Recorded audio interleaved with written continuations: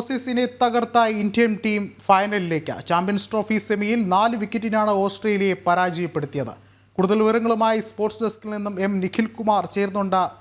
നിഖിൽ, എന്തുതന്നെയായാലും വളരെ വലിയൊരു ആവേശം തന്നെയാണ്. ആ ഒരു ആവേശത്തിൻ്റെ ഒരു പ്രതികരണം കൂടി നമുക്ക് കാണാം.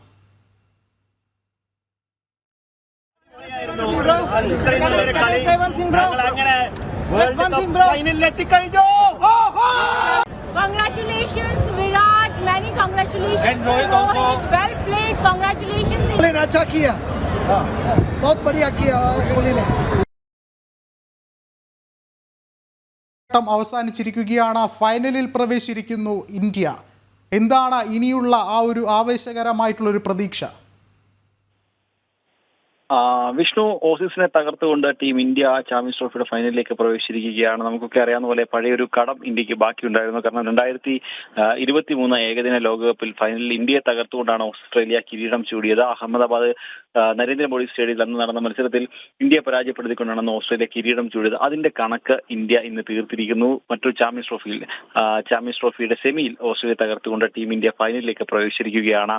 എന്തായാലും ക്രിക്കറ്റ് ആരാധകർക്ക് വളരെ വലിയ ആവേശത്തിലാണ്. നമ്മൾ അല്പം മുമ്പ് ദൃശ്യങ്ങൾ കണ്ടതുപോലെ ആരാധകർക്ക് വലിയ ആവേശത്തിൽ തന്നെയാണ് ഉള്ളത്.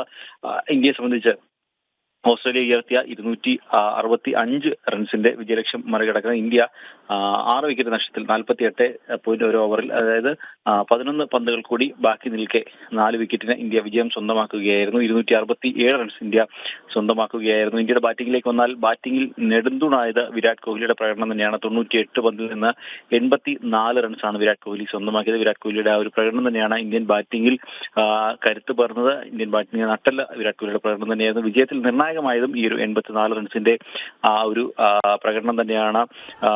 വിരാട് കോഹ്ലി കുറച്ചുകൂടി സംയമനം പാലിച്ച് ബാറ്റ് ചെയ്തത്. കാരണം ഒരു ഘട്ടത്തിൽ അനാവശ്യമായ ഒരു ഷോട്ടിന് മുതിർന്നുകൊണ്ടാണ് വിരാട് കോഹ്ലി പുറത്താവുന്നത്. അതുകൂടി ഇല്ലായിരുന്നെങ്കിൽ 16 റൺസ് അകലെ നഷ്ടപ്പെട്ട ഒരു സെഞ്ചുറി അതുകൂടി വിരാട് കോഹ്ലിക്ക് സ്വന്തമാക്കാൻ സാധിക്കുമായിരുന്നു.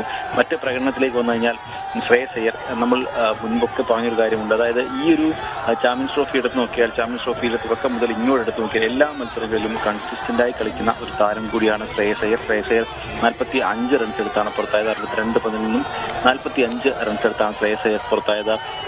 അപ്പം എടുത്തു പറയുന്ന മറ്റൊരു പ്രകടനം KL രാഹുലിന്റെയാണ്. 34 പന്തിൽ 42 റൺസാണ് KL രാഹുൽ സ്വന്തമാക്കിയത്. KL രാഹുലിന്റെ പ്രകടനവും എടുത്തു പറയേണ്ടതാണ്. കാരണം ശ്രേയസ് അയ്യരുടെയും അക്ഷർ പട്ടേലിന്റെയും വിക്കറ്റ് പോയതിന് പിന്നാലെ വിരാട് കോഹ്ലിക്കൊപ്പം ക്രീസിൽ നിന്ന് കൊണ്ട് കളിച്ച ഒരു താരം കൂടിയാണ് KL രാഹുൽ.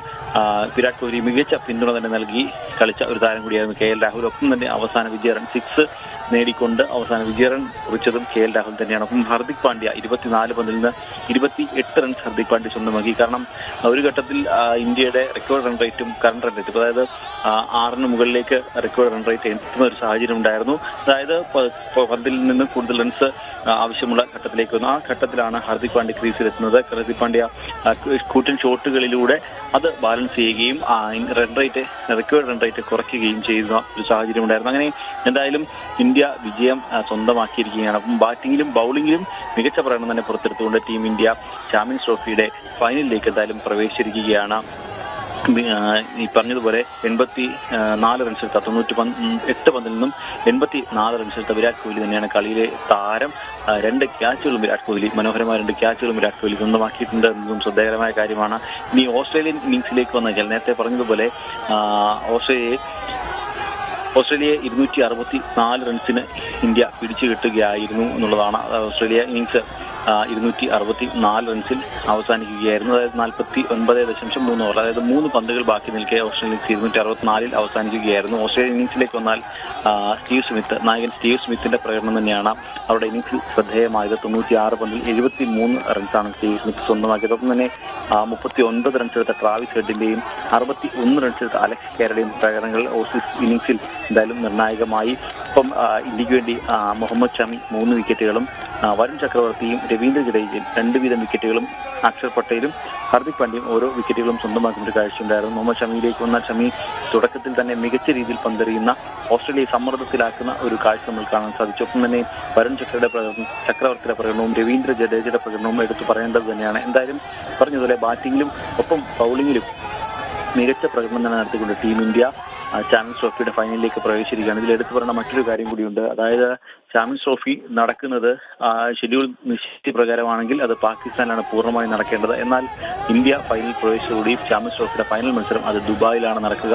അതായത് പാകിസ്ഥാൻ നടക്കേണ്ടിയിരുന്ന മത്സരം അത് ദുബായിൽ ആണ് ഫൈനൽ മത്സരം. ദുബായ് അന്താരാഷ്ട്ര ക്രിക്കറ്റ് സ്റ്റേഡിയത്തിൽ ഈ വരുന്ന ഞായറാഴ്ചയാണ് എന്തായാലും ഫൈനൽ മത്സരം നടക്കുക. ഫൈനലിൽ ഇന്ത്യയുടെ എതിരാളികളെ നാളെ അറിയാം. നാളെ ദക്ഷിണാഫ്രിക്ക ന്യൂസിലൻഡ് മത്സരമുണ്ട്. ആ മത്സരത്തിൽ വിജയിക്കുന്ന ടീം ഇന്ത്യയുമായി എന്തായാലും ഫൈനലിൽ ഏറ്റുമുട്ടും. വിഷ്ണു, യെസ്, അതുതന്നെയാണ് നിർണായകമായ ഒരു മത്സരം അവസാനിച്ചിരിക്കുന്നു. ഇന്ത്യ ചാമ്പ്യൻസ് ട്രോഫി ഫൈനലിൽ കടന്നിരിക്കുകയാണ്. ആവേശകരമായ ഈ ഒരു വിജയത്തെ ആരാധകരും ഏറെ ആവേശകരമായി തന്നെ നെഞ്ചേറ്റുന്നതാണ്. തത്സമയ ദൃശ്യങ്ങളാണ് പ്രേക്ഷകരുടെ ഭാഗത്തു നിന്നുള്ള ആ ഒരു പ്രതികരണങ്ങൾ ഇപ്പോൾ മുന്നോട്ട് വരുന്നത്. പ്രധാനമായും ഇപ്പോൾ നിരവധി കായിക ആരാധകരാണ്, ക്രിക്കറ്റ് ആരാധകരാണ് ആഹ്ലാദ പ്രകടനങ്ങൾ നടത്തുന്നത്. നിഖിൽ കുമാറാണ് വിശദമായ റിപ്പോർട്ടുകൾ നൽകുന്നത്.